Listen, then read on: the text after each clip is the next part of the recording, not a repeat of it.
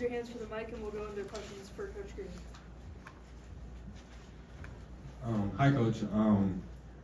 As you know, you coached with the Northwestern staff before. How has this been like coaching against them this season, and not only coaching against them, but also winning against your former colleague and Coach McEwen? Yeah, no, he's great, and he's one of the best guys in this business. And I was there for 15 months, so last year having to coach against him twice, and now this year. It's funny because I look down and he's on the court more than I am, so it's good. He's crazier and yells at the refs more than me, so I can just let him go. But no, it's great to compete. It's one of those games where I want to beat whoever I'm playing, but then after it, he's just a great person, and their family is unbelievable. We talk a lot, and I have so much respect for him. And I learned so much in a short time from him. He's a Hall of Fame coach, and I have a ton of respect, and he does so well with what he has. And shoot, he's won a Big Ten championship. And at Northwestern, where a lot of people, think that's a really, tough place to do that, and he's done that. And he's just a great coach. Sean, I know yesterday we talked about Adalia and that consistency of stringing them together, but what makes this stretch, I mean, you've been pretty steadfast, this is one of her best, like what makes this, what's different about this and maybe some of the point totals she had last year? I don't even, the points are a byproduct of how hard she's playing. I mean, she's literally getting her points off of just like effort stuff, rebounds, steals.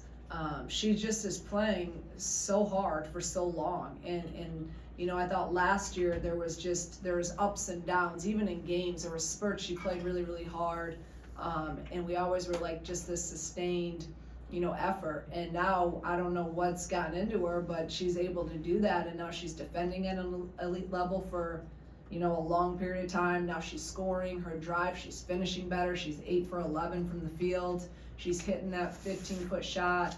I still gotta continue to work on her taking some of those threes, but we'll get there.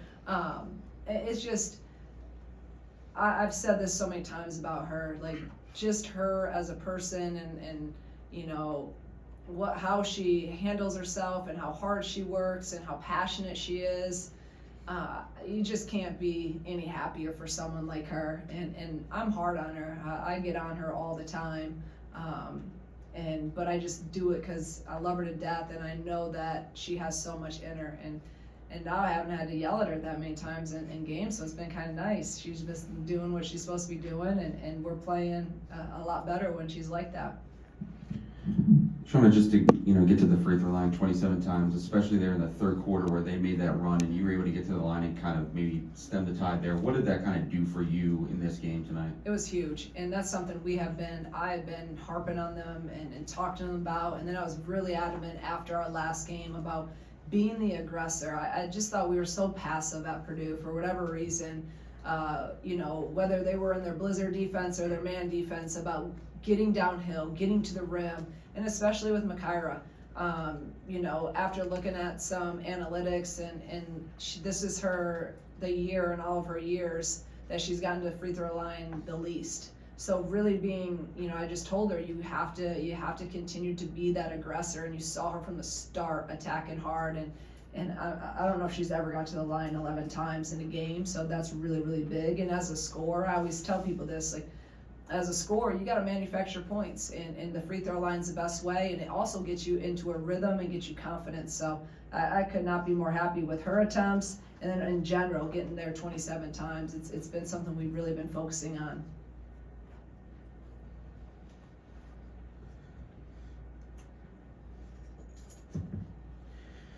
Shauna, my name's Zach. Before you were brought in, Illinois women's basketball was averaging about 1,200 fans a game. But this season it's closer to 4,200, and it feels like there's more of an atmosphere at State Farm Center every night. How has that impacted you and your team, and how does that increase in fan turnout motivate you and the team more? Yeah, if you want to be successful in a team that we're trying to build into a top 25 team consistently, you have to have a fan base. You just have to. I mean, Iowa's playing right now. It's sold out. Everywhere in the Big Ten the crowds have been unbelievable. So for our fans to come out and even tonight, I thought it was a great crowd, 3,000 on a Thursday night. We got to continue to build that. And, you know, from the moment I took this job, I've been, you know, begging and pleading and out everywhere in the community trying to get people to come out. And I think if they come out, then they'll hopefully enjoy the product. So, you know, I like where we've come, because you're right, it was not good at all before, you know, in the previous years, but I still think we can even grow it more. So I'm going to be a little greedy, and I just want to continue to keep it climbing and keep it building. And you have to have that now. In the women's game, you have to have that now. Hi, Coach. In the third quarter, Northwestern cut it into single digits right before the media timeout. At the end of that quarter, Illinois led by 19. Just wondering what you said in that huddle that led to that. I don't even think I yelled at them, so that was probably good. Usually that's what happens, but no, I don't even remember. But we did flip it really quick. Usually I'm probably preaching to them defend and rebound, and you know, we went on that stretch where we weren't getting stops, and then we were turning the ball over, and when we can get stops and we're able to get out and run our stuff. So credit our guys. You know, they bounced back and flipped it quick. That's a pretty big flip. So it was really great to see. It was a really whistle-happy game today. How do you instruct your team to play knowing that, you know, every drive might result in a free throw line trip? That's a good way to put it. I mean, that you never know what you're going to get right every night of how they're going to call the game. But I mean, yeah, when that's the case, you know, like always, we want to attack. And we talk all the time about paint touches and getting in the paint. We want 10 a quarter. And we were actually getting calls tonight, you know, that hasn't happened in a while. So it was great. And led to obviously the 27, but when you see that, you got to see every game is officiated a little bit differently, and that's just part of basketball. So if they're calling it tight, be aggressive and get downhill, and our players did that. In the back. Hi. Was there a defining moment in this game that you believe reflected the work the players have been putting in recently? I just think how we came out. I really wanted a great start, and we came out, and our defense was really, really good and energized, and we were focused. So I thought that showed that kind of what we've shown the past, you know, few weeks. Obviously, besides the Purdue game where we didn't come out strong, we've been really, really good at most of our starts.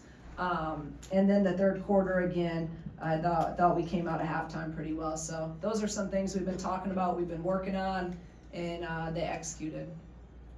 Coach, halfway through the fourth quarter, Northwestern brought a full court press, and it looked like Illinois, they had some costly miscommunication and turnovers when it came in. What was your message to the team to calm them down and make sure they execute the full court offense?